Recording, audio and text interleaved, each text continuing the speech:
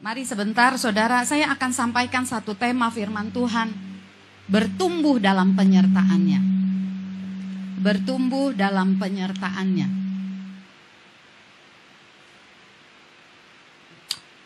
Bapak Ibu yang dikasihi Tuhan, kemarin saya sempat berkomunikasi lewat WA dengan seorang anak Tuhan yang mereka memang sedang pergi liburan ke Thailand, ke Bangkok. Entah kenapa waktu sebelum berangkat telepon cerita, saya tanya kabarnya, dia bilang dia mau berangkat ke sana sama keluarganya. Nggak tahu kenapa saya bilang, nggak tahu ya, hati-hati ada gempa. Padahal nggak pernah ada. Adanya di Taiwan, bukan di Thailand gempa yang sering.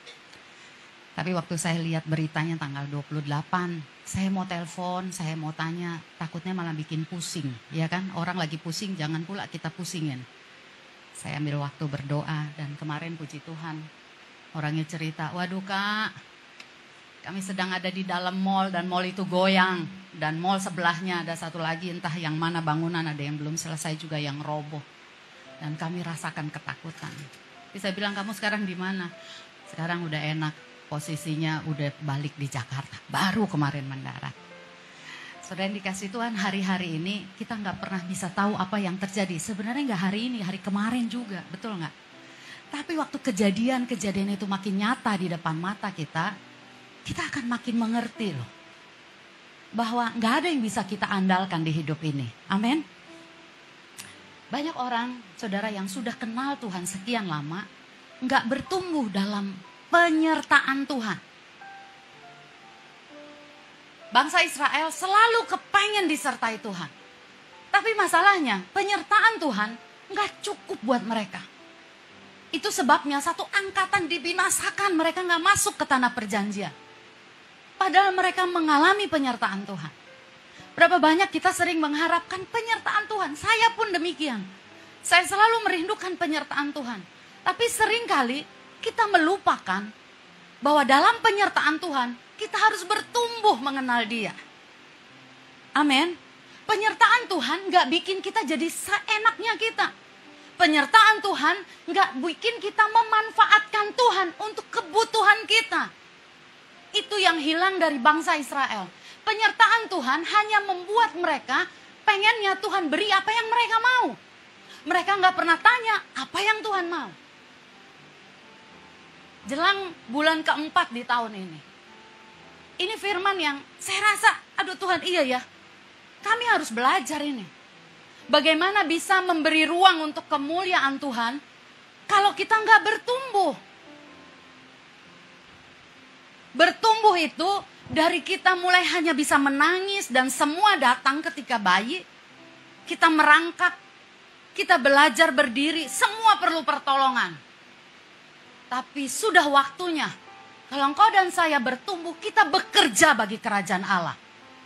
Bukan kerajaan Allah sibuk mensupport kita, tapi apa yang kita buat. Betul nggak? Biar firman ini juga menyingkapkan pengertian kita tentang Allah yang kita kenal. Doa yang kita panjatkan. Sedikit orang yang berkata, Tuhan pimpin kami. Karena bicara dipimpin, engkau harus menundukkan egomu, pilihanmu, engkau serahkan kepada yang memimpin. Tapi banyak orang lebih suka kata sertai. Kenapa menyertai? Karena dia udah buat keputusan, Tuhan harus sertai. Betul gak sih? Buat keputusan. Anda orang tua coba, kalau anak mau bikin keputusan gak nanya. Mentok, di backup gak? Ya harus di backup dong, namanya anak ya. Benar gak? Tapi masalahnya, apakah kita bertumbuh?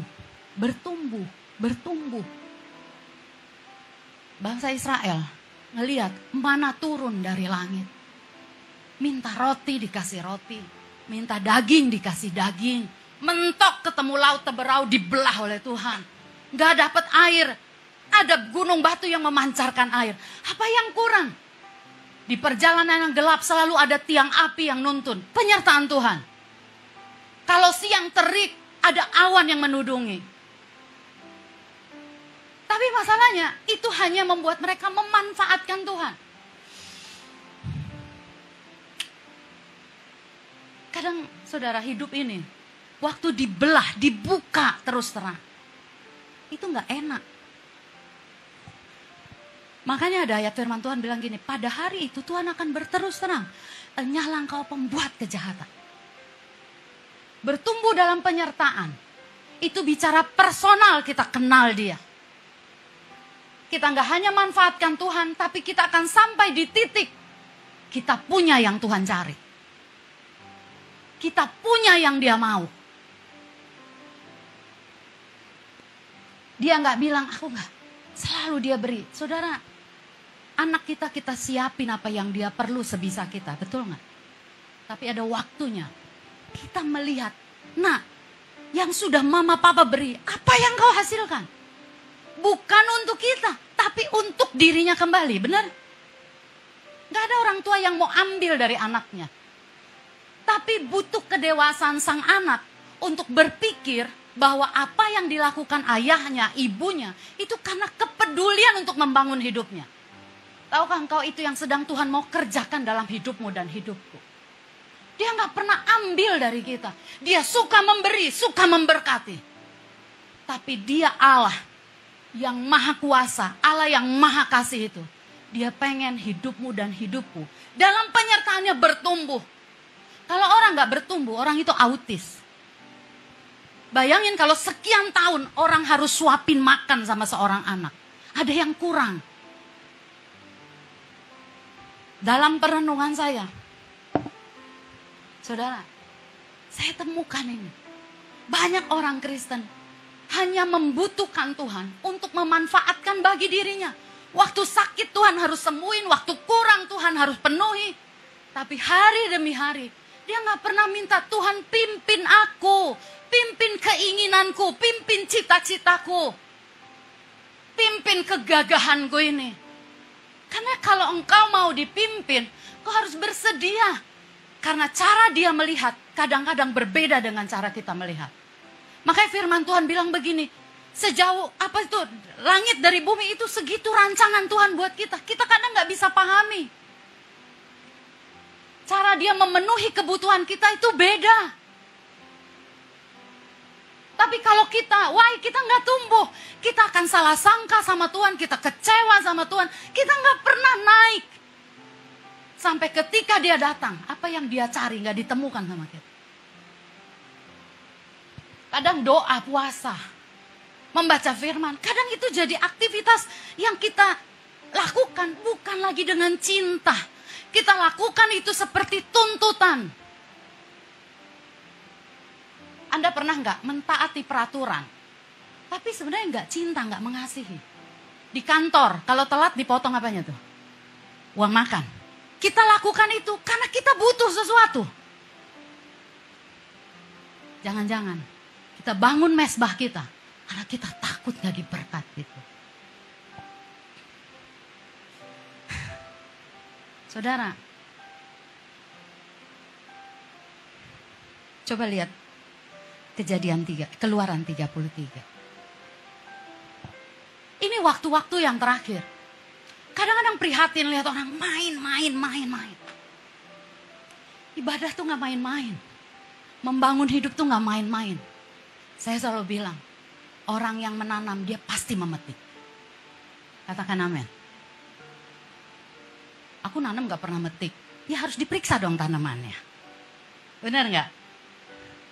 Kadang-kadang tanahnya engkau harus gali lagi. Perlu pupuk ekstra. Cara nyiramnya kalau itu tanaman. Saya akan bicara ini pribadi buat masing-masing kita. Karena urusan kita sama Tuhan akan pribadi kepada dia. Saatnya akan datang, dia cari. Ingat cerita tentang Tuhan yang bepergian, dia memberi talenta. Ketika dia kembali, dia akan tanya. Dia akan minta pertanggungjawaban kita. Jemaat GPI Kemah Pujian jangan terlena. Karena ada waktunya dia akan datang dan minta pertanggungjawaban kita. Dia gak akan tergugah hanya oleh air mata kita. Keluaran 33, ini kisah bangsa Israel.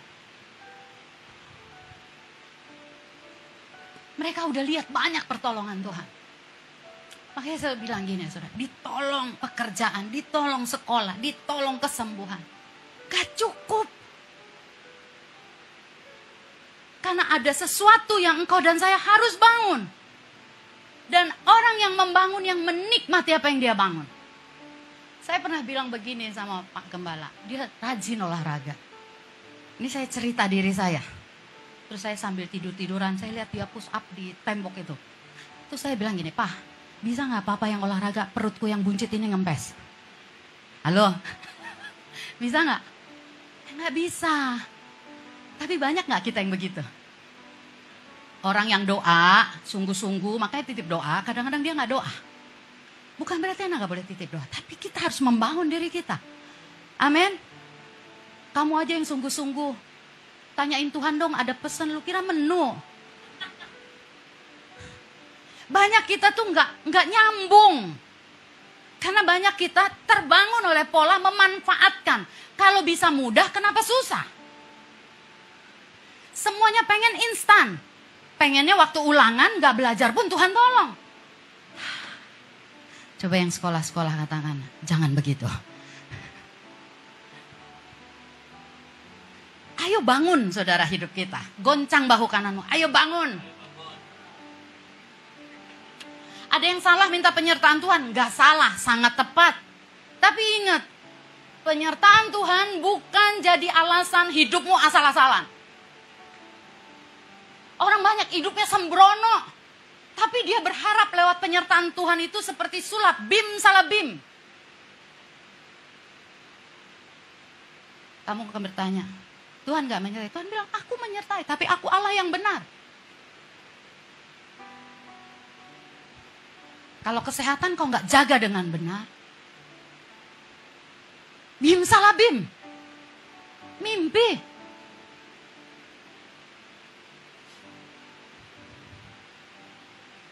Kalau hubungan Anda gak jaga dengan benar, gak bisa bim salah bim. Banyak orang males tegur sapa, males nanya kabar. Tapi begitu dia kepepet, dia ingat loh itu saudaranya. Kemana aja lo kemarin? Bener gak? Aku bukan marah-marah. Tapi aku gemes. Bukan gumus. Ayo. Sekian lama, berapa puluh tahun kau jadi anak Tuhan. Apakah kau sedang terlena dengan penyertaan Tuhan? Makanya orang yang terlena dengan penyertaan Tuhan itu gampang ngambek. Gampang ngebangkit-bangkit jasa-jasanya. Orang yang ngandelin penyertaan Tuhan, buat dia doa pagi beban berat. Betul gak sih? Kalau Anda cuma bilang, kirain di atas motor, Tuhan sertai kami. Oke, waktu engkau baby, engkau diperlakukan beda. Masa 20 tahun, 30 tahun kau baby terus? Itu udah gak ada lucu-lucunya. Haleluya. Itu ngeselin. Kita nih sedang mengalami, saudara, hidup yang penuh dengan pertandingan. Dan hidup itu gak bisa diketawain. Ada pertarungan nyawa di sana. Ada pertandingan orang-orang yang direbut masuk ke kegelapan. Tapi kalau engkau cuma bilang, aku begini. Bertobatlah. Haleluya. Baru pembukaan nih. Galak banget. Benar saudara, dalam beberapa hari, beberapa waktu, perenungan, doa saya baca. Di hati saya banyak yang seperti lampu itu nyorot ke diri saya. Bukan ke saudara dulu. Kamu ngomong penyertaan. Kurang penyertaanku. Cukup Tuhan. Berapa kali engkau berdoa, Tuhan pimpin aku. Sebelum aku bikin keputusan. Kita bikin keputusan, sertai. Lu kira Tuhan siapa? Coba goncang kanan kiri. Kamu jangan begitu ya. Kamu jangan begitu ya. Bikin keputusan, gak nanya apa-apa. Tuhan sertai. Terus ngomong ke gembala. Kita doa puasa. Kata Tuhan, aku gak ada di situ. Orang-orang yang kerohaniannya itu ngeblur, bertobatlah. Bahasa kita rohani, tapi bahasa kita Alkitab. Tapi sebenarnya kita gak kenal hati Bapa buat kita. Kita jahat, kita manfaatin dia. Saya bilang, Tuhan ampun ya. Kalau membangun mezbah, engkau berat. Engkau sedang melebih-lebihkan penyertaan Tuhan. Ada seorang yang bilang begini, kerjaanku banyak. Aku bilang, kerjaanmu itu dari Tuhan. Kalau engkau menang di mezbah pagimu, kau menang sepanjang hari. Ya, ada gangguan. Ya, ada pertarungan. Tapi engkau sudah punya kekuatan ekstra. Tapi banyak orang, dia menyepelekan. Dia kejar perkenanan bosnya lebih bos dari segala bos. Saya mau sampaikan di tengah-tengah kita, ini peringatan. Penyertaan Tuhan selalu ada buat kita. Dia mau menyertai kita. Yang saya kenal dia Bapa yang baik. Tapi kalau jalurnya berseberangan, dia gak bisa tembus itu. Karena dia Allah yang benar. Coba lihat, Keluaran 33 ayat 1. Baca sama-sama, 2 ya. Berfirmanlah Tuhan kepada Musa, pergilah, berjalanlah dari sini, engkau dan bangsa itu yang telah kau pimpin keluar dari tanah Mesir, ke negeri yang telah kujanjikan dengan sumpah kepada Abraham, Ishak dan Yakub. Demikian, kepada keturunanmu lah akan kuberikan negeri itu. Ayat 2 dan 3, Aku akan mengutus seorang malaikat berjalan di depanmu dan akan menghalau orang Kanaan, orang Amori, orang Het, orang Feris, orang Hewi, dan orang Yebus, yakni ke suatu negeri yang berlimpah-limpah susu dan madu. Sebab aku tidak akan berjalan di tengah-tengahmu, karena engkau ini bangsa yang tegar tengkuk, supaya aku jangan membinasakan engkau di jalan. Tuhan sampai di satu titik, bangsa ini tegar tengkuk. Mereka hanya peduli kemenangan, dia gak peduli dengan dirinya, dengan sang Allah sendiri. Dan ini yang terjadi ketika Tuhan bilang, aku akan mengutus malaikat. Gak perlu aku, malaikatku aja. Anda mau disertai hanya malaikatnya apa Tuhannya? Anda mau disertai malaikatnya atau Tuhannya? Regu B. Anda mau disertai malaikatnya atau Tuhannya? Regu F. Anda mau disertai oleh Tuhannya atau malaikatnya? Aku makainya dan maunya. Tuhannya dan malaikatnya. Tapi Anda memilih yang tepat, Tuhannya. Dan bangsa Israel tahu memanfaatkan Tuhan. Ayat 4. Ketika bangsa itu mendengar ancaman yang mengerikan ini, berkabunglah mereka. Dan seorang pun tidak ada yang memakai perhiasannya. Mereka ketakutan. Kenapa? Karena mereka melihat. Kalau Allah gak menyertai mereka, habis mereka. Lihat ayat 33-nya. Ayat 15 kok dia. Musa tahu itu. Musa bilang, jangan suruh kami kemana-mana Tuhan. Kalau engkau gak beserta kami. Tapi banyak orang sekarang, kami mau kemana-mana, engkau harus menyertai kami. Musa bilang, jangan suruh kami kemana-mana. Tapi kita udah bikin rencana banyak banget. Tuhan sertai kami. Saya kadang berpikir setiap pagi, banyak permohonan form. Waktu Indonesia bagian Barat yang minta disertai.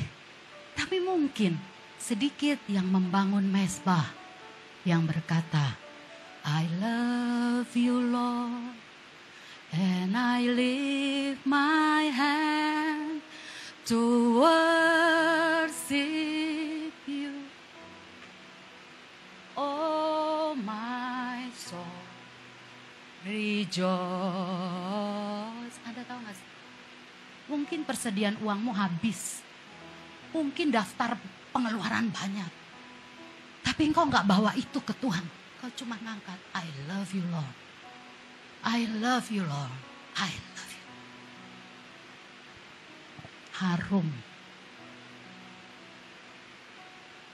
Kenapa orang gak nyanyi dulu? Dia bingung kalau doa daftar permintaan yang panjang. Karena dia hanya manfaatin Tuhan. Ayat 33. Berkatalah Musa kepadanya. Ayat 15. Keluaran 33. Jika engkau sendiri tidak membimbing kami, janganlah suruh kami berangkat dari sini. Dari manakah gerangan akan diketahui bahwa aku telah mendapat kasih karunia di hadapanmu, yakni aku dengan umatmu ini? Bukankah karena engkau berjalan bersama-sama dengan kami, sehingga kami, aku dengan umatmu ini dibedakan dari segala bangsa yang ada di muka bumi. Tuhan selalu ingin saudara membedakan kita dari yang lain. Tuhan punya rancangan yang ajaib mulia. Kadang-kadang doa kita, aktivitas rohani, pelayanan kita itu jadikan alat untuk ngomong sama Tuhan. Kami udah begini-begini. Pada akhirnya, di perjumpaan terakhir Yesus dengan Petrus, yang ditanya adalah, bukan apakah engkau terus aku sertai? Yang ditanya Tuhan ketika berjumpa dengan Petrus, Petrus, apakah engkau mengasihi aku? Ngomong kasih itu personal. Ngomong kasih itu tidak memanfaatkan. Ngomong kasih itu berani berkorban. Ngomong kasih itu selalu pengen bertemu, selalu pengen sama-sama. Selalu pengen beri hadiah yang menyenangkan seorang yang dikasihinya. Tahun 2025, di sekian wish list yang kita buat, adakah yang kau buat karena kau ingin beri sesuatu kepada Tuhan? Dan itu personal, pribadi. Kasih itu gak keroyokan, kasih itu personal. Dan kelihatannya di mana? Waktu gak ada orang yang lihat engkau.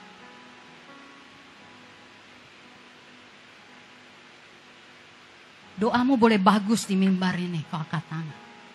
Tapi di kamarmu, di tempat pertandinganmu, entah di kendaraanmu, ada gak yang personal itu sama Tuhan?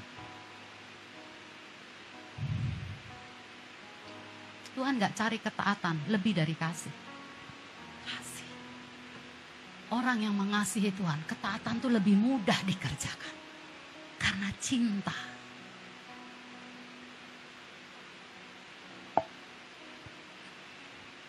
Coba lihat Yohanes 21. Orang yang hanya meminta penyertaan Tuhan, dia akan sering komplain dengan apa yang Tuhan janjikan. Susah megang janji Tuhan. Tapi orang yang udah mulai jatuh cinta, dia akan bilang it's okay tuh. Karena engkau tahu semua jalan hidup. Apa sih yang gak bisa engkau buat bagi hidupku Tuhan? Apa yang gak bisa kau buat Tuhan? Apa yang gak bisa kau ganti bagiku? Saya gak pernah lupa pengalaman ketika saya kecopetan saudara. Waktu itu saya kerja dan pulang kerja, gajinya masih di amplop dengan struknya. Itu yang bikin malu kan, struknya itu loh. Dan hilang seamplop-amplopnya. Dulu saya ingat saya naik Kopaja. Sampai rumah saya nangis. Hilang gajiku. Waktu itu saya bilang terhadap mama papa saya. Berapa hilang-hilang? Kata papa saya. Dia bilang segini. Oh ya udahlah. Kalau mama saya sibuk dia nanya. Gimana rupanya kau taruh? Gak kencang kau bikin tasmu? Makanya hati-hati. Sementara kita udah kehilangan dia kesel ya. Digituin tambah kesel banget. Tapi saya ingat bapak saya bilang berapa emang hilangnya sih. Gak langsung. Malam-malam saya mau tidur dia datang. Diamplopin. Padahal bapak saya gak kerja. Saya gak tahu itu. Dia cuma bilang gini. Inilah gajimu bulan ini ya. Jangan nangis lagi kawan ya. Enggak, jangan bilang lagi udah hilang gajimu ya. Inilah gaji. Wah, saya itu pengalaman yang saya nggak bisa lupakan dari papa saya. Apalagi Tuhan. Apalagi Tuhan. Dia nggak nanya, di mana kau taruh? Kenapa nggak kau tinggalin sebagian? Kita tanya gini, semua. Kita sibuk semua. Kenapa nggak setengah? Emang kau agak bodoh? Tuhan tuh nggak gitu. Bilang Tuhan nggak gitu. Dia ganti apa yang dia nggak bisa buat engkau dan saya. Selalu saya ingat kalau saya kehilangan sesuatu, saya bilang, Tuhan, dulu bapak saya yang di bumi ini gantiin. Sekarang Engkau Tuhan, bapak aku udah gak ada lagi Tuhan. Saya ngalamin banyak. Dia menghibur hati kita. Dia pribadi yang paling tahu menghibur hati. Orang-orang gak bisa menghibur kita. Kalau kau mengandalkan orang menghiburmu, akan ada satu titik orang gak bisa menghibur. Makanya penyertaan Tuhan itu, dalam penyertaan Tuhan, bertumbuhlah engkau dari menuntut, memanfaatkan, mengandalkan Tuhan. Mengandalkan harus, tapi sampai engkau di titik mengasihi Tuhan. Mengasihi Tuhan. Yang mengasihi itu bisa bilang begini, sekalipun Allah yang kusembah tidak menolong aku tidak akan menyembah patung raja. Itu mengasihi itu.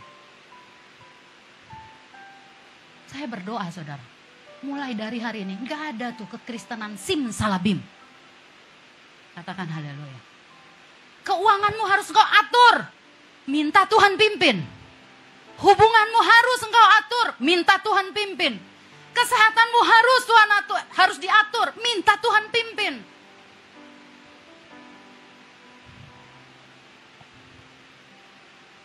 Yohanes 21 ayat 20.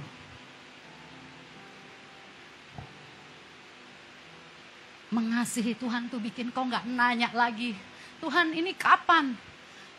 Engkau akan tahu rasanya pujian yang berkata, tenanglah kini hatiku. Engkau tuh tahu rasanya pujian itu tuh di batin. Belum ada, tenang. Tenang.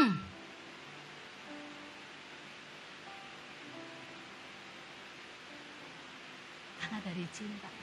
Kok gak seorang tanya, gimana doa pagi? Oh Tuhan. Doa pagi aja enggak, apalagi doa malam ya. Pagi aja susah bangun. Gimana malam mau tidur bisa melek? Bertumbuh, harus bertumbuh. Katakan amin. Amin. Ada peluang enggak untuk kita mengalami perubahan? Sangat ada.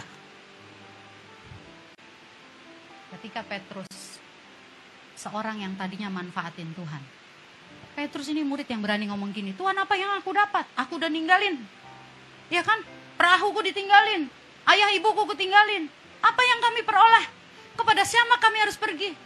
Petrus tuh manfaatin Tuhan banget dulu. Petrus yang bilang, biar ku bangun di sini 3 kemah, ada Musa, ada Elia. Petrus yang bilang, aku pikir engkau raja yang akan membebaskan kami. Kan lumayan. Kalau Yesus jadi raja kan dia tim pemerintahannya di susunan kabinet ada ya nggak? Bukan karena dia mengasihi Tuhan. Coba cek hari ini. Engkau mengasihi Tuhan nggak? Saya juga nggak bisa bermegah bilang aku mengasihi Tuhan. Tapi waktu engkau duduk di bawah kaki Tuhan, kalau engkau bisa bilang gini, aku mengasihi engkau Tuhan. Dengan semua cerita, kau nggak tahan, hatimu tuh hancur. Nggak tahan. Nggak bisa dengan gagah bilang, aku mengasihi engkau. Nggak bisa. Karena waktu engkau ingat kasihnya yang banyak itu, nggak sebanding. Aduh Tuhan, terlalu kotor engkau buat aku bersih. Yang pria ayat 15, yang wanita ayat 16, Yohanes 21, itu ayat. Sesudah sarapan Yesus berkata kepada Simon Petrus, Simon anak Yohanes, apakah engkau mengasihi aku lebih daripada mereka ini? Jawab Petrus kepadanya, benar Tuhan, engkau tahu bahwa aku mengasihi engkau.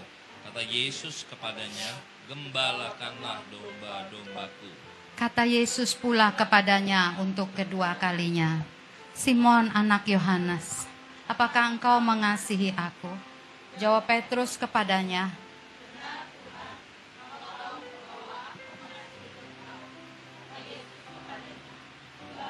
Ayat 17 sama-sama. Kata Yesus kepadanya untuk ketiga kalinya, Simon anak Yohanes, apakah engkau mengasihi aku? Maka sedih hati Petrus karena Yesus berkata untuk ketiga kalinya, Apakah engkau mengasihi aku? Dan ia berkata kepadanya, Tuhan, engkau tahu segala sesuatu. Engkau tahu bahwa aku mengasihi engkau. Kata Yesus kepadanya, gembalakanlah domba-domba. Silahkan duduk kembali. Sang raja itu nggak bilang begini. Tuhan nggak bilang gini. Simon anak Yohanes, apakah engkau membutuhkan aku? Yang dia tanya, apakah engkau mengasihi aku?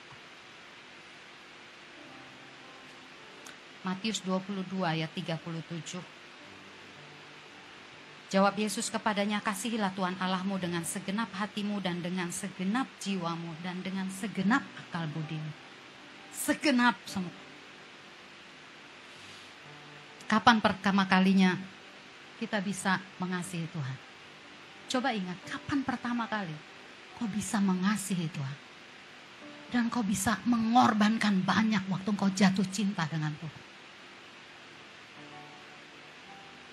Kasih itu kelihatan dari perbuatan, enggak kata-kata, saudara. Kasih itu yang membuat engkau bisa melakukan sesuatu yang orang lain enggak lakukan.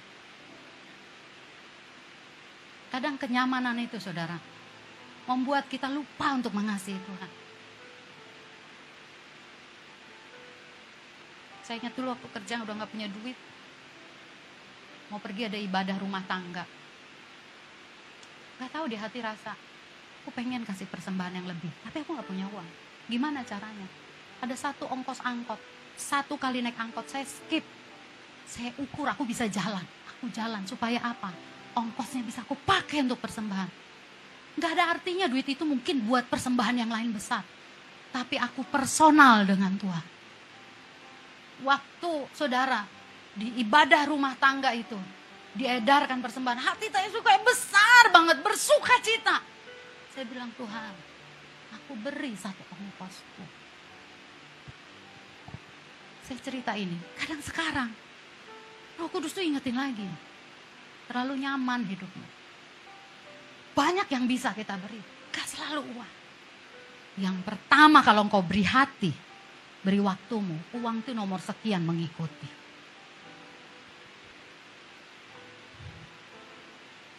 Orang yang jatuh cinta, orang yang mengasihi, gak akan memanfaatkan. Katakan amin. Dia gak manfaat. Dia pengennya beri. Ada yang saya catat, saudara. Orang yang jatuh cinta itu ada 4, gak akan memanfaatkan. Yang 1, selalu ingin bertemu, berkomunikasi waktu berpisah. Selalu ingin menyenangkan yang dikasihinya. Selalu ingin memberikan yang disukai kekasihnya. Ntar di penyembahan, saudara ingat dulu. Apakah doa pagi jadi beban buat engkau? Apakah baca firman udah gak ada geloranya lagi? Ada gak yang kau pengen lakukan untuk Tuhan? Pribadi. Di tahun ini. Gak usah ngomong bawa jiwa. Kalau engkau dekat dengan Tuhan, kau pasti bisa bawa jiwa. Karena kalau engkau bersekutu, dia akan ngomong tentang hatinya. Dia akan ngomong apa yang aku suka. Kalau Anda hanya kenal Pak Gembala, beda dengan saya sebagai istrinya. Anda hanya kenal, oh dia suka kopi, oh saya tahu yang lain-lainnya. Begitu juga dengan Tuhan. Kalau engkau kenal dia personal, pribadi, dia akan menceritakan dan membagi hatinya kepada kita. Dia bukan membebani. Dia kasih kelengkapan yang kau perlukan. Hari ini, mari bertumbuh dalam penyertaan Tuhan. Katakan amin. Katakan amin. Jadi orang yang gak memanfaatkan Tuhan. Jadi orang yang berkata, Tuhan, pimpin aku. Pimpin aku Tuhan. Saudara jangan merasa tertuduh ntar pas mau doa. Tuhan serta... Tetap sertai, tapi bertumbuh dalam penyertaan Tuhan. Yesus tanya sama Petrus, Petrus, apakah engkau mengasihi aku? Penting buat Tuhan. Kalau mengasihi Tuhan gak penting, dia gak tanya Petrus 3 kali. pengulangan 3 kali. Waktu Yesus tanya, Petrus tuh kayak dikorek. Oh, kepengen numpang popularitas Yesus. Oh, pengen cuman ngomongin kehidupannya, kebutuhannya sama Yesus. Tapi waktu Yesus tanya 3 kali, Petrus bilang, engkau tahu segala sesuatu. Petrus tuh kayak cuman mau ngomongin, Tuhan, engkau tahu seluk-beluk hatiku, Tuhan. Engkau tahu yang jahat dalam hidupku. Tapi aku mau mengasihi Tuhan. Hari ini saudara yang dikasih Tuhan, sebentar ambil waktu untuk mengevaluasi. Saya mau berkata firman-Nya ya dan amin. Kau dia bilang gini, jangan takut dan gentar hatimu. Peluk firman itu sampai engkau mengalami ketakutan dan kegentaran enyah dari hatimu. Haleluya. Mari tutup Alkitabnya.